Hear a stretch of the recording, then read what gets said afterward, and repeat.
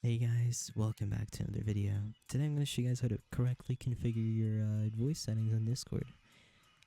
Typically a lot of the time a lot of people's mics sound completely horrible on Discord.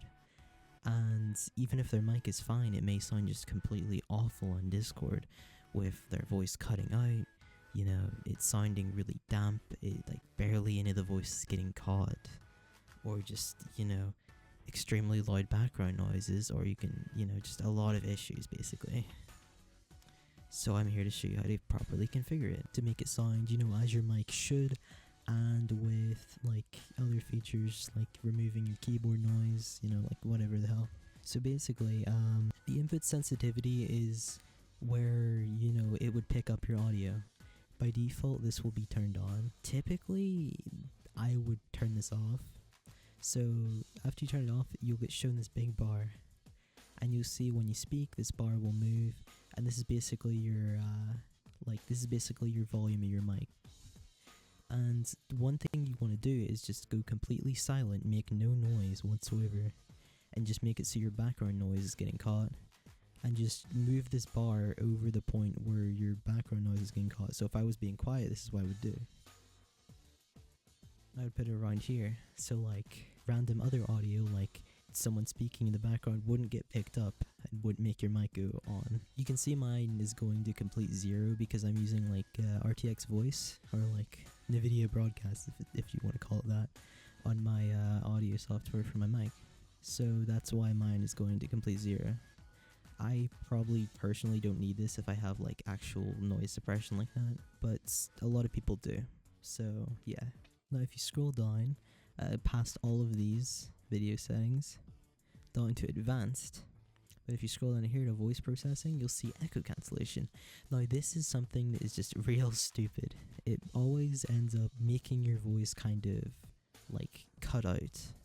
Basically what this does is it tries to remove echo. So if you're in a big mansion, right, a huge room with a ton of echo, it's supposed to remove all of the echoes, all the reverb from the room.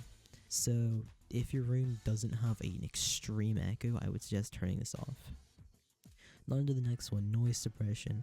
Noise suppression is supposed to remove the background noise of your mic.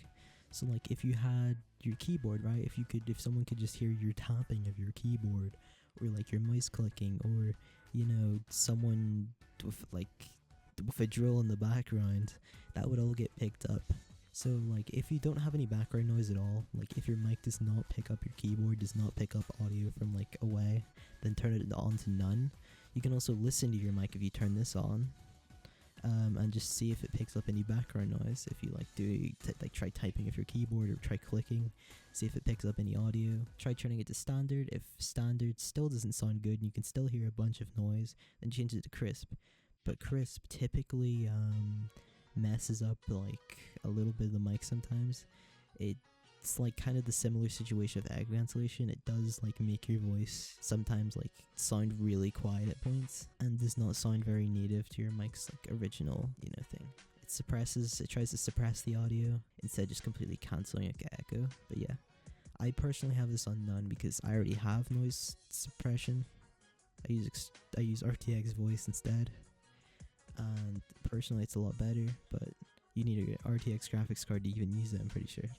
And then there's automatic gain control, which if you are whispering, if you have a mic that goes hey guys, it goes really quiet, then turn this on, because this just helps it stay as loud for everything. So when you speak, if you move around a lot, if your mic sounds quiet, then sounds really loud. If the mic sounds quiet again, then very loud. Keep this on. But if your mic is just right in front of you, you just speak into it all the time, then you don't really need this. Sometimes this can make other background sounds get really loud, or just anything get a little bit louder. Then you've got attention. This basically just lowers the volume of other applications when someone speaks, or when you speak, basically whatever you choose here. It's actually kind of useful, if you are playing a game that's really loud and you can't hear your friends in VC.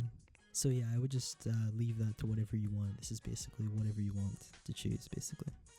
My audio subsystem, this actually really does matter. Sometimes the standard mode, like I actually don't really understand what it does exactly, but it does change their method of, audio or whatever. And sometimes changing to legacy can make your mic sound better, but then sometimes it can make it sound way worse. Or make it sound like you're a mile away from your mic. I don't really know what it is, but try changing these around and be seeing your friends, seeing if it sounds any better. But yeah, that should be about it. And I would also recommend making sure there isn't software drivers with your mic too, if your mic genuinely just sounds bad. If you have like a desk mic, like a Blue Yeti or a Blue Snowball or like whatever, there's software for those. So yeah, just go Google and see if there's software for your mic, download whatever it is, and so I hope that helped fix your issues or makes your mic sound a lot better in VCs. And yeah, peace, I guess.